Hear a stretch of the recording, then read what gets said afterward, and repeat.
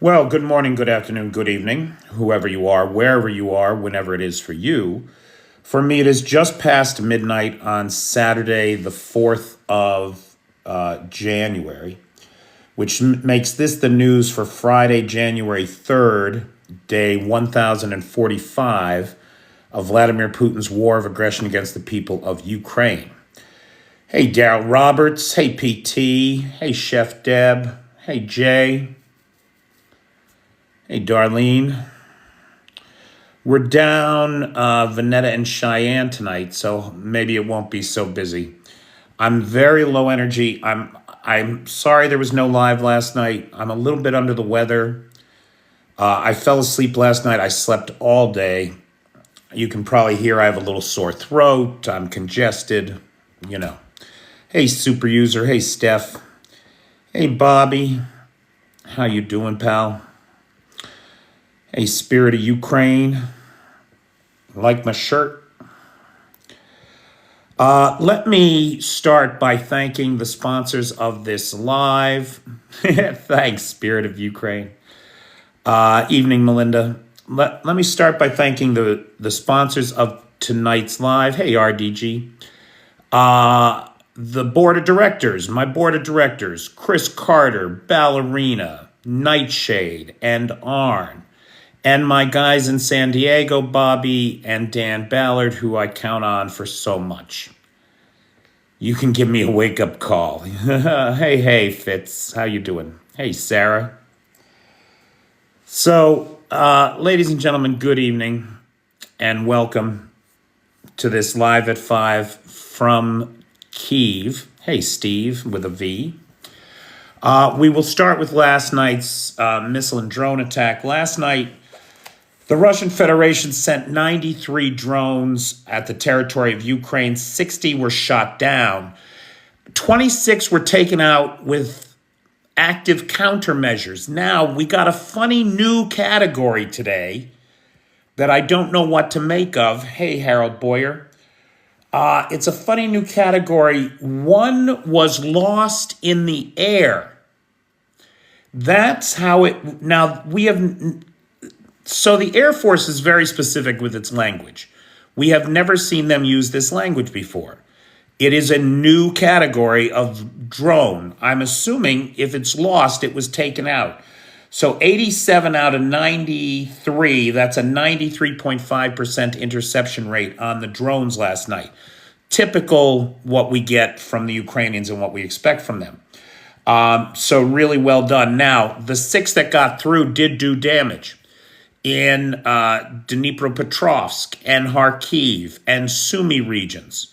Civilian infrastructure was hit, including power plants and residential buildings. Now, I am a man of science, as you all know. I don't believe in horoscopes. I'm a Scorpio. We don't believe in those things. I don't believe in any of that nonsense. I don't think that the year of the snake means anything. Except, I will point out that the Russian revolutions of 1905 and 1917 were both year of the snake. So was the German invasion of Russia in 1941. So was 1953 when Stalin died, and so was 1989 when the USSR began to break up. So the year of the snake is a year of upheaval, and it has not been good to the Russians in the past. Let's hope that history repeats itself, and we see 2025, this year of the snake, be like all these other years of the snake have been for the Russian Federation. I want to thank, that observation came from Francis Durnley. Now, guys, you have often heard me say that the Ukraine, the Latest podcast is one of the best sources for news and information about the war in Ukraine. And I often quote those guys on this program. For anybody that's really interested in what's happening in Ukraine, yesterday's episode of Ukraine the Latest podcast was a brilliant. Francis Durnelly's review of the year was one of the most poetic, comprehensive, succinct pieces of journalism that I have ever been pleased enough to sit through. I won't even try to recreate it. It's pointless because it's a thing of beauty that he did. And I cannot recommend enough for anybody to give a listen to yesterday's. That's the January 2nd installment of Ukraine the Latest, the podcast. Really just brilliant. In that same podcast, I think I have a quote on this here someplace in my notes. We'll come to it. But in that same podcast, Dominic Nichols, who's an old tank commander, and he did other things during his decades of service. But Dominic Nichols gave a magnificent analysis of what is needed for combined arms maneuvers. And he went right down the list of everything you need for a combined arms offensive. And in the end, his summary of the Russian readiness was, I look around and I don't see any evidence of it at all. Period. Like he just wrote off the entire Russian army in one sentence. Okay, so let's take a look at a couple of things then. It is my opinion that the biggest story right now is Ukraine's decision to stop the transit of natural gas through to Europe. With the closure of the Yamal gas pipeline and now the pipeline through Ukraine, the only route for pipeline gas into Europe is the Turkey line. So there are gas flows into Turkey, and from Turkey it can be passed on to Europe. But that's it. And of course, the Turks are going to take their cut, which is probably one of the reasons why gas is at its highest rate in Europe that it's been in at least 12 months. Now, that was an expected consequence of the shutdown of this line. The Russians are losing about $5 billion in gas revenues. The Ukrainians are losing about $800 million in transit fees, right? They get paid to transit that gas. That money goes away. But to deny the Russians $5 billion in revenues in exchange for $800 million is a fair bargain, I think, because all that money that goes into those Russian coffers is just getting used on alive Ukrainians. So shut it down, and Ukraine did. Now, when Zelensky talked about the shutdown, he said when Putin was given power in Russia more than 25 years ago, the annual gas pumping through Ukraine was 130 plus billion cubic meters. Today, the transit of Russian gas through Ukraine is zero. He went on to say, this is one of Moscow's greatest defeats. Now, why is it such a great defeat? It's a great defeat in that it takes the money out of their pocket, right? Right off the bat, there's that. But that's not the real defeat. The real defeat is the defeat in power. Putin doesn't have the ability to blackmail the customers of his energy anymore in Europe because he doesn't have any more customers in Europe. The Polish foreign minister lauded Ukraine's cutting off of Russia's ability to export gas to Europe. And went on to state that it was another victory after the enlargement of NATO by Finland and Sweden. This is Radek Sikorski, Polish foreign minister. Now, the Austrians are affected by this. They bought that gas that came through that pipeline. What are they saying? The Austrian energy minister said that Austria was no longer reliant on Russian gas and that this was a positive move. Right now, Austria has been very neutral on this whole Ukraine thing, very unhelpful to Ukraine, but at least they haven't been helpful of the Russians. The countries that are affected, there's basically 5 countries affected by this: Austria, Hungary, Czechia, Slovakia, and Moldova, including Transnistria, the breakaway republic in Moldova. Those who listened to Putin's assurances, because you just know that Putin has been whispering in Orban's ear and in Fisch's ear and in the ear of the government of Transnistria, don't worry, guys. That pipeline's never going to get shut down. They're never going to turn away $800 million in cash a year, right? We're going to work it out. Don't worry. We're going to work it out. Well, they didn't.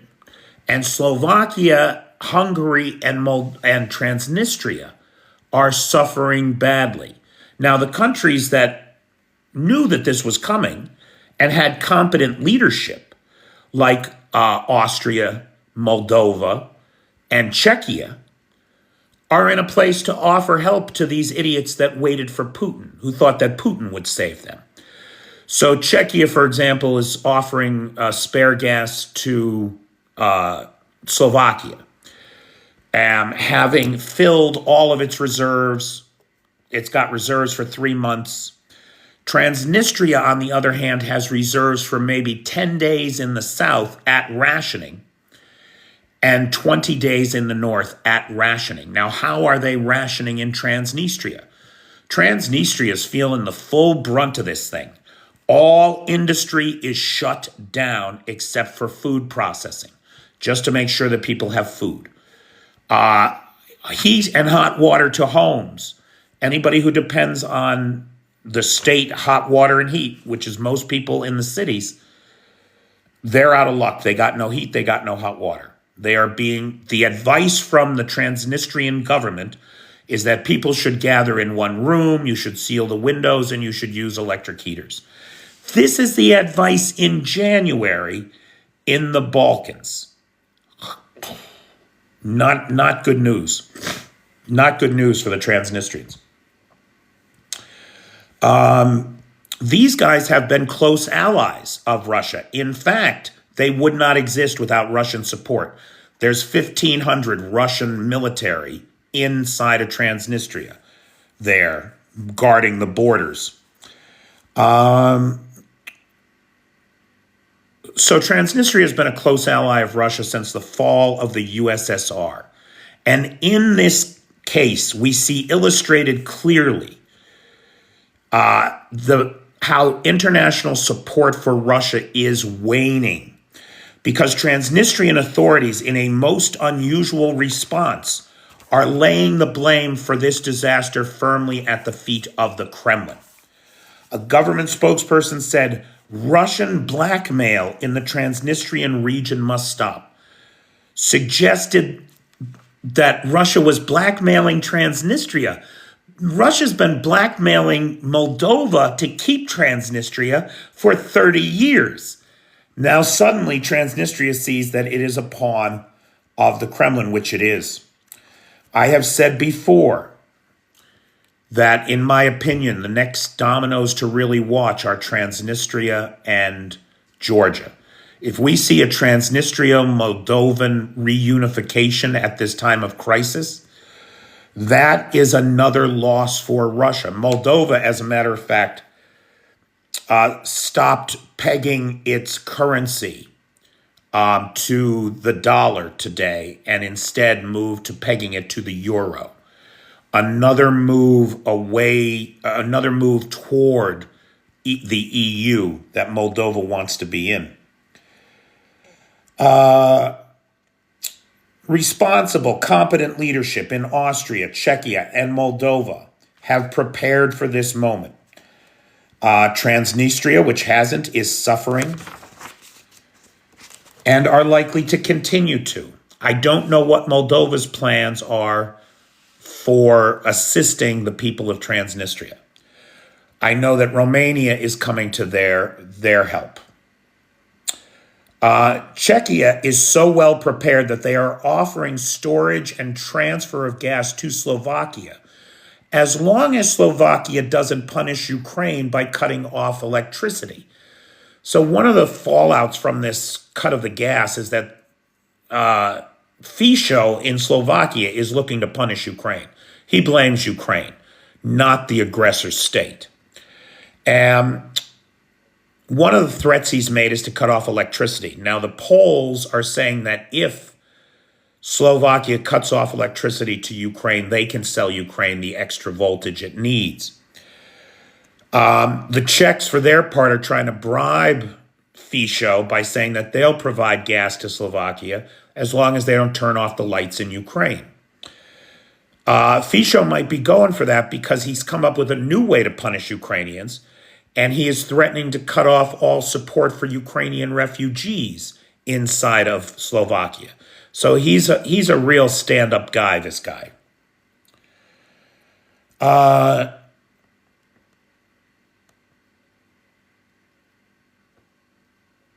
Transnistria, in responding the way that it has, marks a significant shift in its attitude toward the Kremlin. Inside this breakaway republic, it's the same kind of change in attitude that we saw from the Armenians. Orban in Hungary and Fico in Slovakia will come under increased pressure if they can't backfill supplies, further weakening them. As Russian power fades from the world, the power of their international gang wanes as well. There are protests on the streets of Hungary and Slovakia against the current administration. Now, moving to a look at Russian losses, right? So overall, look, in my opinion, the whole transit of natural gas destroys Russian power and influence in the international space. And it undercuts the power and influence of their key allies, who listen to them and now are fucked. The British MOD today agrees with the Ukrainian loss figures, more or less. They estimate 760,000 casualties, which is just about the 780 that Ukraine is claiming, with 427,000 of them in the last year. Over half of the casualties are just in the last year from these insane ongoing meat assaults. V, are you here? What are you doing here? I thought you were taking the night off. General Syrskyi has reported that Russian losses in Kursk exceed 38,000, with 700 POWs plus captured. One of the things that we're seeing happen in Kursk is a change in momentum. It appears that the Ukrainians now have the momentum and are reclaiming positions they had lost to the Russians.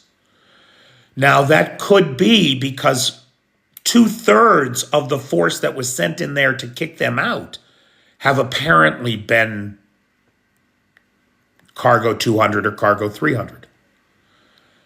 2/3. Now that explains why the 34th Motorized Rifle Regiment was called from Donetsk up to Kursk, right?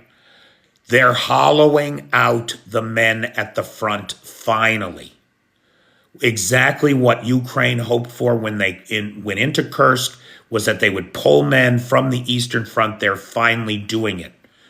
Not only that, Ukraine is watching them pull men from the front.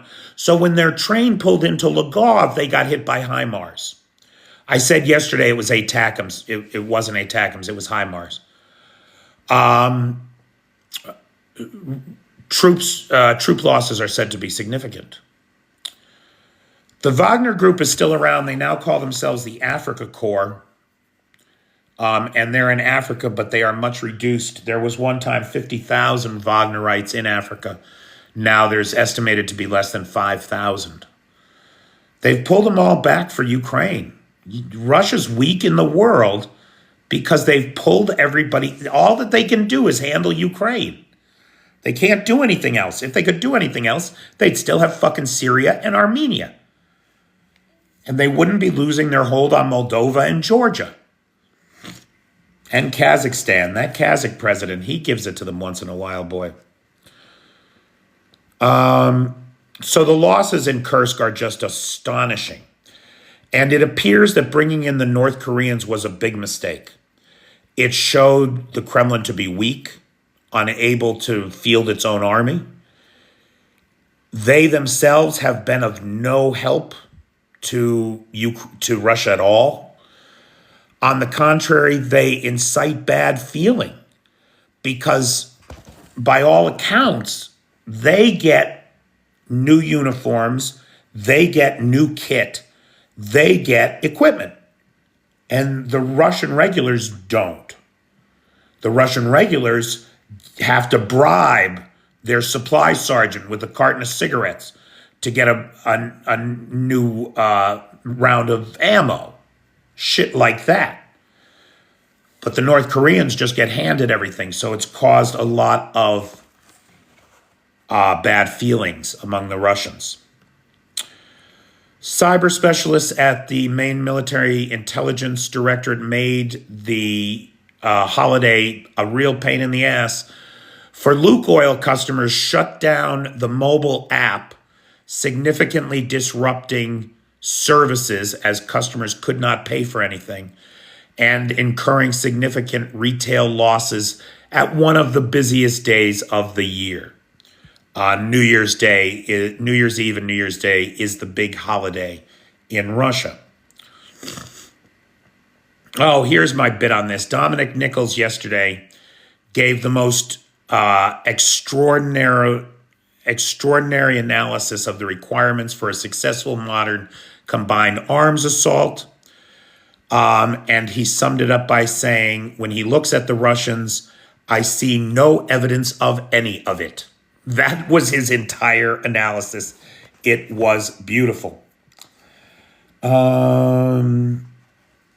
Correction to my story about the helicopter being shut down. On Wednesday, I talked about the helicopter being shot down by missiles. And I said that was video we just got from an attack on the Kerch Naval Yards a couple weeks ago.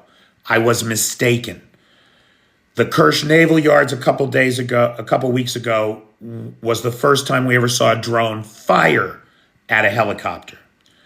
This video is from just a couple days ago, and we see a helicopter downed by a drone. And that's the first time that's happened in history. In fact, we now believe that the drone's downed 2 helicopters, as fighter bomber gave his condolences to the families of both crews in a recent post.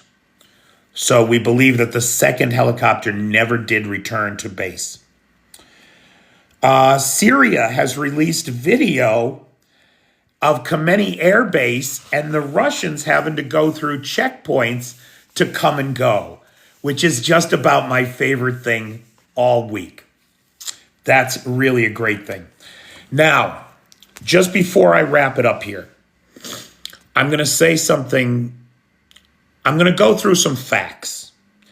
Then I'm going to draw a conclusion that no one should believe and no one should listen to. Okay, now look, I've been looking at what's been going on the last couple weeks, right?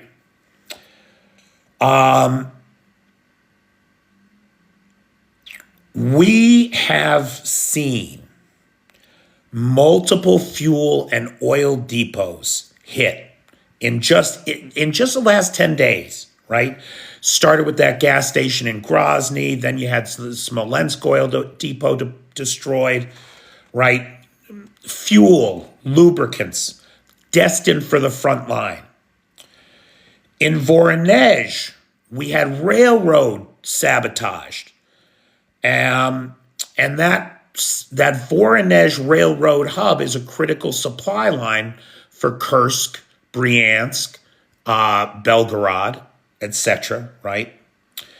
Then in Moscow, we had freight cars sabotaged and a Russian logistics hub for the military there burned to the ground. That's a problem. That's a problem. In Zaporizhia, we saw 3 high-ranking officers and their command center destroyed. We saw 2 high-ranking officers and their command center destroyed in Kherson. We saw the same thing happen in Kursk, in Marikine, to the 810th Marine Division. We saw its HQ taken out. We saw in Lvov the train station and fresh Russian recruits taken out with HIMARS. We saw the main Russian supply hub hit with ATACMS in Lvov, and the cook-off of that small arms took hours and hours. And in Oriel, we saw Storm Shadows take out an HQ, eliminating several Russian commanding officers. Now, I am not an expert, and I always get this wrong. But if you ask me, all of that is what you would do if you were planning a counteroffensive. Now, there's no way that the Ukrainians are planning a counteroffensive, right? They're barely hanging on. They barely have the men to hold the line. They're low on ammunition.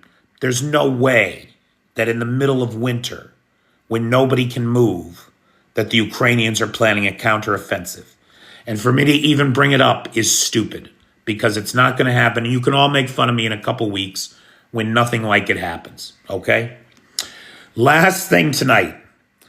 The Russians put up posters around a town in Kherson for a missing MRAP. Somebody pinched their ride, and they put up posters like they were missing their dog. It is the funniest shit. It has to be. I mean, never in the history of any history has any invading army had to put up a missing my MRAP, please call if you can help poster in town. Hysterical. Hysterical.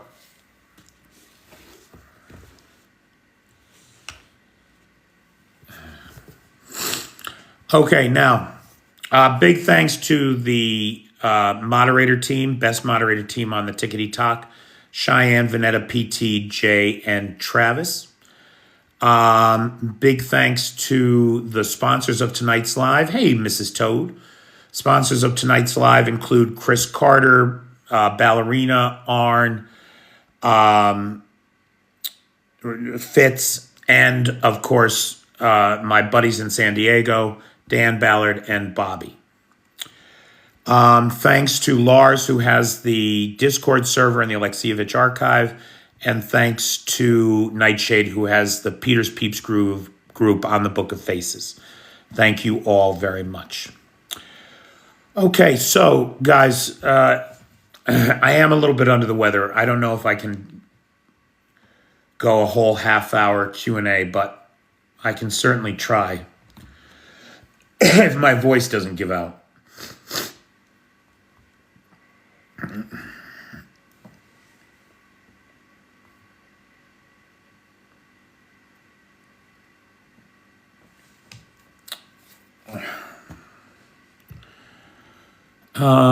Yes, Patreon info is, so my goal for 2025, honestly, is to get the Patreon up to $2,000 a month. If I could get the Patreon up to $2,000 a month, it would really make a big difference in my life. Right now, I'm at $1,400 a month. Okay, so if anybody can join the Patreon, please do. Who would take over when Putin dies? Mel, that is the whole problem with authoritarian states. Everybody that Putin perceives as a threat to his power, every competent individual, ends up getting sidelined or put in jail or pushed out a window because they're a threat to the big man in charge. So he has eliminated everybody that could possibly challenge him. And you're left with a court of incompetence. You know, I mean, for all we know, it's the three doubles that have been pretending to be Putin for the last 2 years. We may not even have seen the real Putin in 2 years.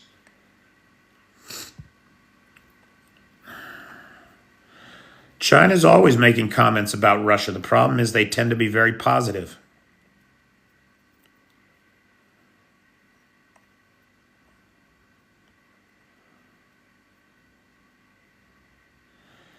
You saw on Telegram that Assad was poisoned in Russia. Any truth to this? I haven't heard that, Eli. I don't know the answer to that. Yes, Simon, there was a lot of spy equipment on the Eagle S. So as I understand it, the spy equipment on the Eagle S let them track NATO military equipment around the Black Sea and eavesdrop on those communications. Hey, Betty Thompson. Ruble's at 110, which is just about where we expect it to be, right? With the current price controls in place, 110 is about where we expected it to be during this period. The Eagle S is the oil tanker that is accused of cutting the electric and data cables between Finland and Estonia, the Estonia Link 2 line.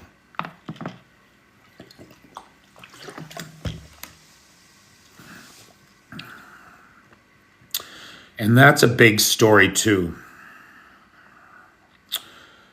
Well, the 2 corvettes that they ordered are in dry dock in Turkey, right, Dark Irish, because there's a war on, so the Montreux Convention is in place, and the Turks won't let any warships through the Bosphorus and Dardanelles. So the demining boats that the UK donated to Ukraine, they can't get them here. Hey, Betty. The corvettes that the Turks are building for them, they can't get them here. They got to sit this one out.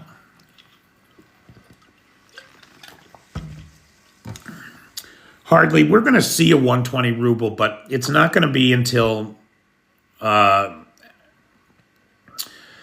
Russian central bank starts buying rubles again, which is going to happen in, I think, 2 weeks. I think 2 weeks they're back.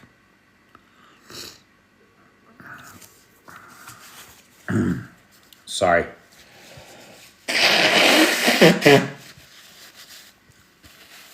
I'm fighting off a little bug.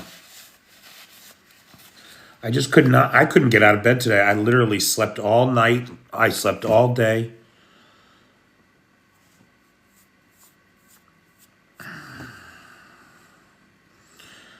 Well, there are a couple of nice Corvettes, I'll tell you, that they got waiting for them in Turkey when this thing is over. What is the name of the Ukrainian currency? The currency, Dark Irish, your whole life is a concussion. Please. At least it was just your head. We know there's no damage that way. The Ukrainian currency is called it sounds like hryvnia or grivna, but the problem is the Ukrainians they don't differentiate between G and H. It's just one letter that's halfway between G and H. So I've noticed the people from the west of the country tend to go more G, like grivna. And the people from the east tend to go more hrivna. But really, it's somewhere in between there.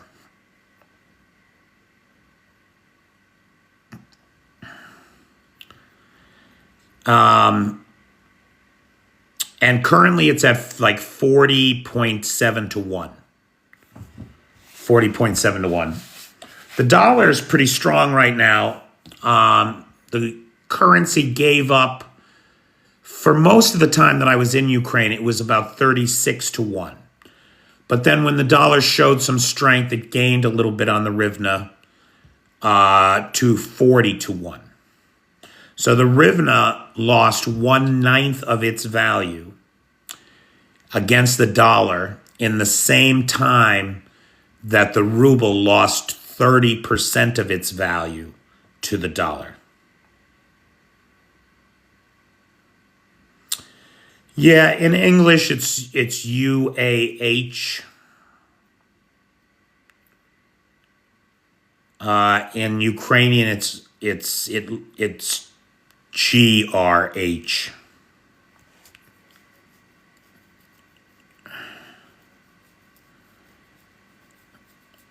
I know exports this year were up 15% from 2023. I didn't know that they got back to pre-war grain exports. That would be nice. Yep, the ruble continues to lose against the dollar.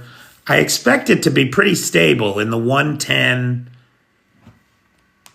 I think, Tony, you're looking at euros, pal.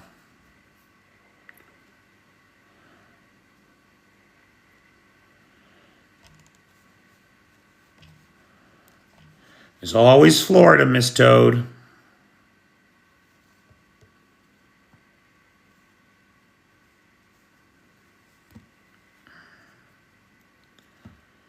Oh, boy.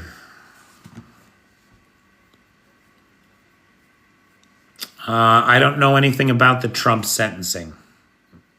What is the news about the Trump sentencing? Macedonia, sure. Philippines. Those are options, certainly.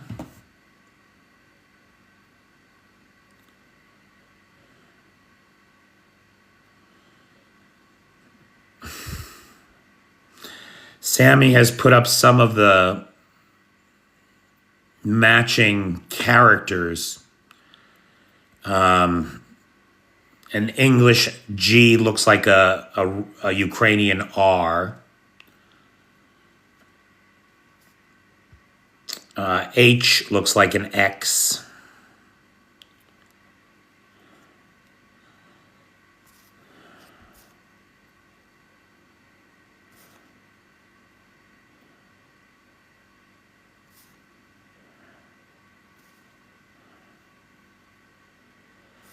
He will be sentenced, but no penalty. Well, then that's not a sentence, in my opinion.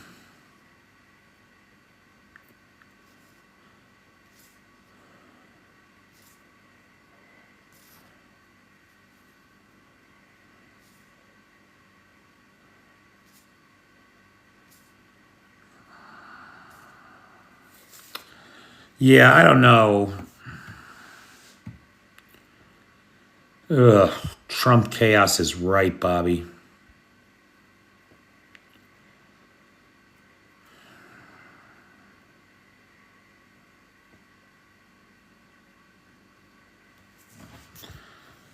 Does the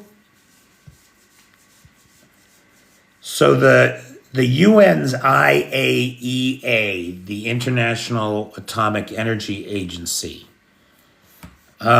pretty much gets in to check every place, even Iran. I have not seen. So here's the thing about Assad, right? Nobody has seen him. Nobody has seen him. I wonder if he really got out of Syria at all, or if they just got his gold out. I mean, why would they need him? Right? All this talk about the plane crash being a Russian operation. Maybe it was. I don't know. Norway is slowly buying the USA instead of the USA buying Denmark.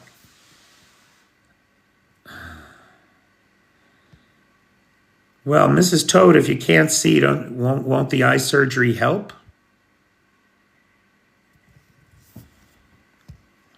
Would that get you seeing again? Assad fell out of a poison window.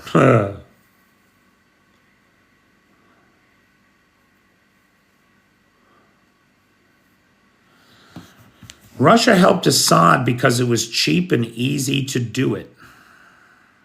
Ah, I see. Because it was cheap and easy to do it, and they got a real benefit, right? They got the benefit of power projection in the region. They were responsible for bringing peace to the civil war in Syria.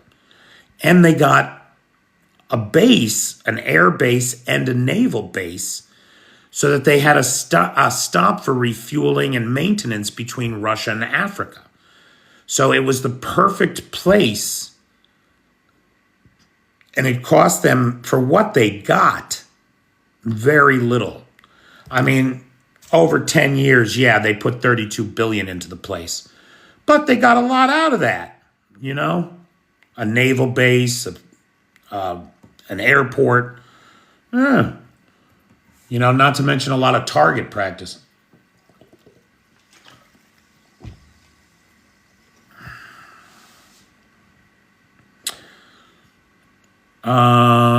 Do you think Putin can transfer to Libya?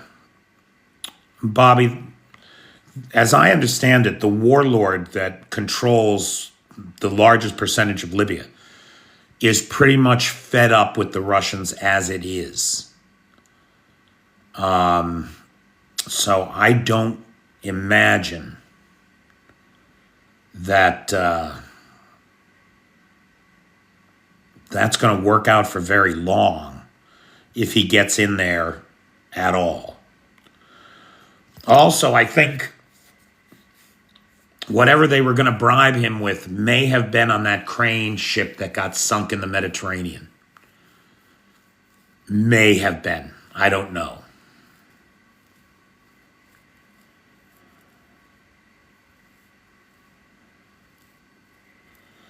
Yeah, I don't believe, I mean, there were rumors that Assad's wife was in London, that she wasn't even in Russia with him.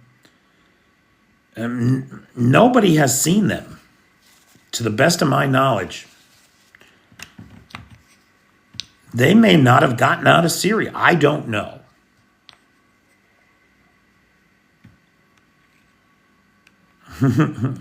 Yeah, well, I don't know how many of those ships that sank had help. Do you think Putin will refrain from interfering too much with Georgia? His hands are full. He can't send troops. He's not going to send troops. He's going to put pressure on, and he's already done it. We've seen it. He's put pressure on the Russian Dream Party to handle it, to crack down.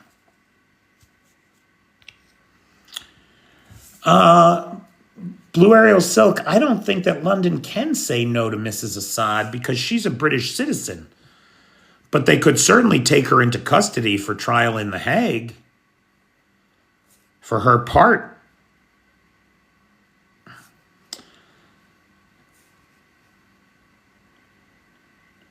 They all end up in Riyadh, these guys. You're right about that. As I understand it, the Russian ships are still stranded just at anchor out in the Mediterranean.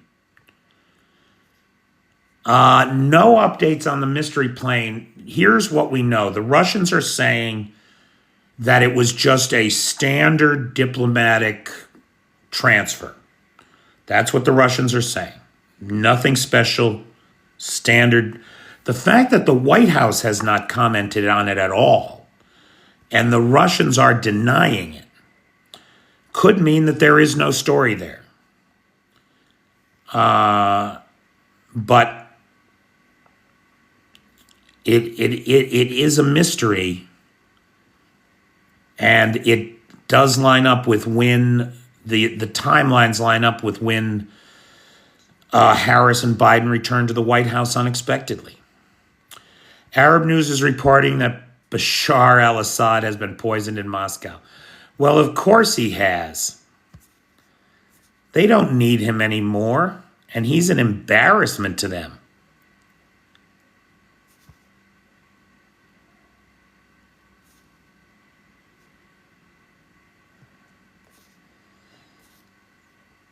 I don't know if she's sanctioned or how she is sanctioned. She may well be. But I don't know, Bobby.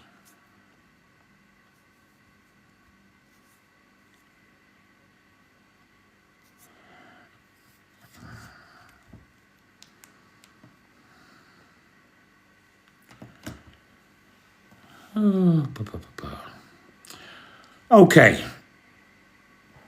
Oh, yeah, they have the money.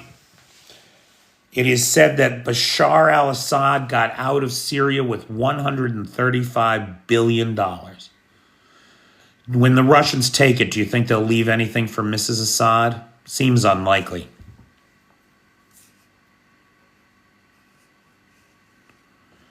Night, Nightshade.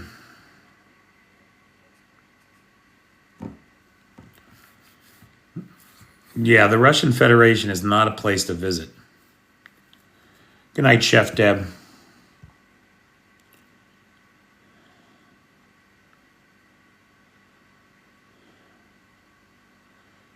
Wasn't Bashir supposed to have a podcast? They're just watching his gold for him while he recovers. For your virus. Yeah, I'm going to get some rest is what I'm going to do. Yeah, I'm going to call it a night, guys. A lot of people are calling tonight. I'm going to call it a night, too. And maybe have some soup. I made some soup. So I have some in the fridge. Might have a dish of soup before bed here. Good night, everybody. Take care. Again, big thanks to the moderator team, Cheyenne, Vanetta, PTJ, and Travis. Big thanks to the sponsors of tonight's live, Chris Carter, and the sponsors all week, the board of directors, Chris Carter, Arn, Ballerina, and Fitz, as well as my boys in San Diego, Bobby and Dan Ballard. Thank you all so very much. I literally could not do it without you. Thanks, Sarah. Good night, everybody.